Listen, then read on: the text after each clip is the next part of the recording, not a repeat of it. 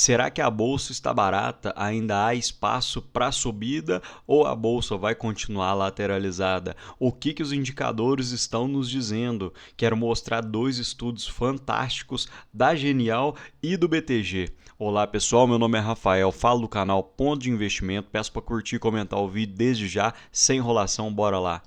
Vídeo puramente educacional formativo, não recomendação de compra. Desde já quero mostrar o gráfico de preço sobre lucro do Bovespa, que se encontra bem amassado, no valor de 7,3 vezes. A média do Bovespa dos últimos 15 anos foi de 10,7, então para poder retornar à média ainda haveria um espaço de subida de 31,7%. E mesmo quando a gente exclui a Petrobras e a Vale do Bovespa, a média encontra-se em 12 e o valor atual do PL é de 10,3, ou seja, ainda haveria 14,16% para poder retornar à média. É interessante olhar o Bovespa sem a Petro e a Vale, porque as duas empresas juntas fazem um peso muito grande no índice do Bovespa. Então é por isso que muitos analistas gostam de verificar o Bovespa sem a Petro e a Vale. Percebam esse gráfico interessantíssimo que eu tirei do Bruno Perini, que é o Bovespa e o EBITDA das empresas.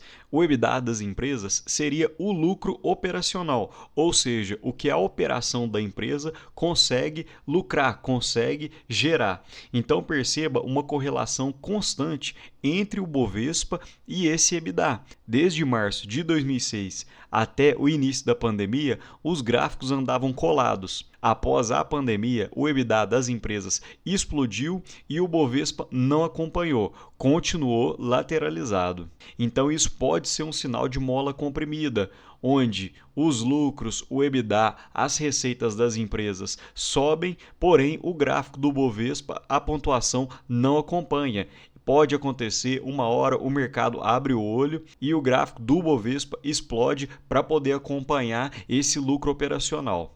Olhando para o preço sobre lucro do índice de Small Caps, a média seria de 14,1 e atualmente estamos com 9,4, ou seja, para poder retornar à média, o preço das empresas no índice Small Caps teriam que ter uma valorização de 33,3%.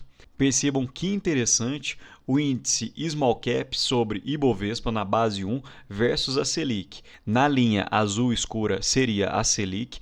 Percebam que a Selic encontra-se decrescente, começando do 0 até o 14, enquanto o índice Small Caps Ibovespa na base 1 encontra-se na lateral esquerda. Quando a taxa Selic sobe, o índice Small Caps tende a ter uma caída mais forte do que o próprio Bovespa. Então a gente percebe que o índice Small Caps é mais sensível às variações da Selic, enquanto a gente tem o índice Small Caps e Bovespa tendendo para o lado do Bovespa, a Selic sobe.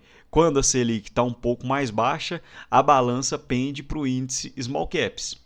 Falando um pouco do fluxo de investimento na B3, em roxo seria o estrangeiro. O estrangeiro começou o ano retirando capital do Bovespa, mas depois acelerou, aumentou o capital no Bovespa e atualmente encontra-se praticamente no 0 a 0. O institucional fez movimento contrário, adicionou dinheiro no Ibov e depois vem retirando desde então, enquanto a pessoa física vem se mantendo constante, está sempre colocando dinheiro no Bovespa. Aparentemente, a pessoa física tem acordado, a sardinhagem está saindo fora, então as pessoas físicas têm aproveitado essas quedas para fazer novas compras, para poder aproveitar num momento de explosão. E para efeitos comparativos, mantive o Bovespa aqui do lado, que subiu 10% desde o início de 2025. Falando um pouco das alocações anuais em fundos de ações, percebam que quando a Selic cai na linha em cinza, os fundos têm um percentual de alocação em ações maior, ou seja, quando a renda fixa está pagando menos, os fundos têm que buscar rentabilidade em outros lugares.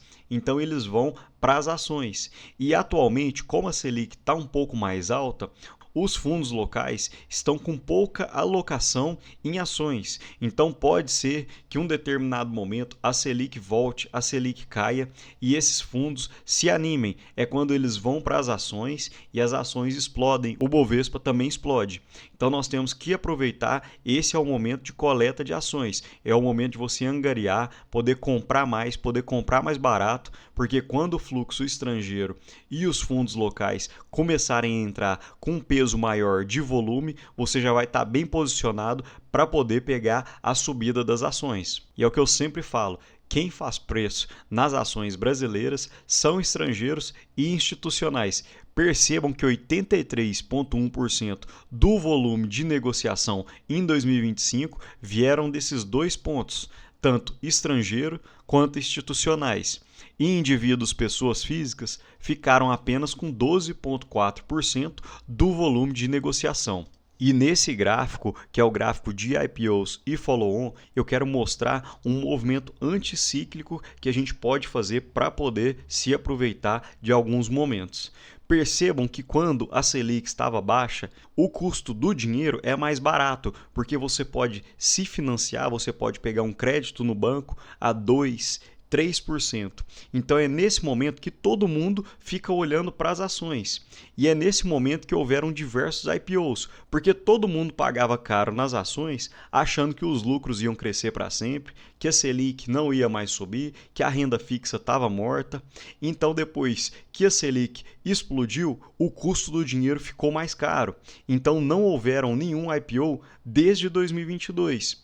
Então esse é o momento para a gente poder acumular. É o momento que todo mundo está olhando para a renda fixa. Enquanto isso, a gente pode aproveitar algumas boas promoções que a Bolsa de Valores deixa cair no nosso colo. E como eu havia falado, percebam que interessante, desde 2022 não há nenhum IPO na Bolsa de Valores e sim o cancelamento de registro na Bolsa de Valores. Ou seja, empresas saindo da bolsa.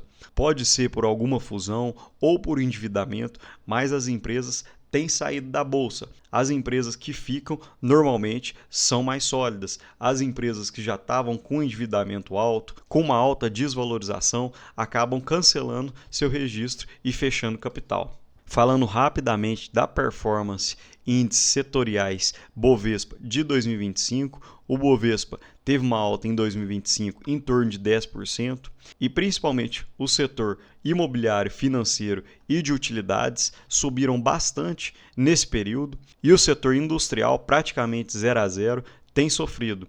E são dois setores que eu tenho falado desde o início do canal, setor de utilidades básicas e o setor financeiro, que eu ainda acredito que esteja barato, mesmo após essa valorização, e eu vou mostrar para vocês adiante. Falando um pouco de alguns índices projetados por setor, o Ibovespa com preço sobre lucro de 7,3, EV sobre EBITDA de 4,6. Quem quiser pode dar um pause para olhar linha por linha, mas eu quero dar destaque ao setor de bancos, com um preço sobre lucro de 6,7, um preço sobre valor patrimonial de 1,4 e um ROI em torno de 19%, financeiras, excluindo bancos, 11,4, preço sobre valor patrimonial de 4,1, EV sobre EBITDA de 8,8 e um ROI em torno de 29%.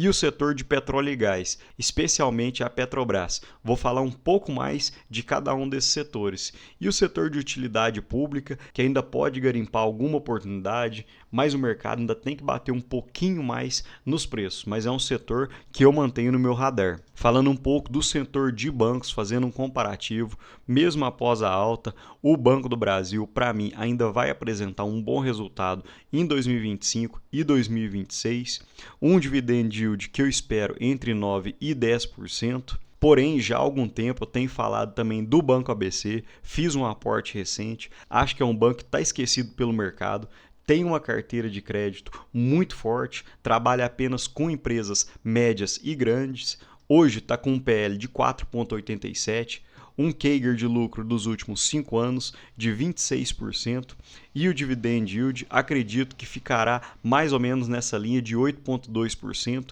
com um payout em torno de 30%, mas pode ser que o banco se anime, o payout passe para 40%, 50%, então pode ser que o banco poderia pagar um pouco mais, mas é um banco que tem ficado muito no meu radar, muito na minha mira, acredito que possa ser uma boa oportunidade.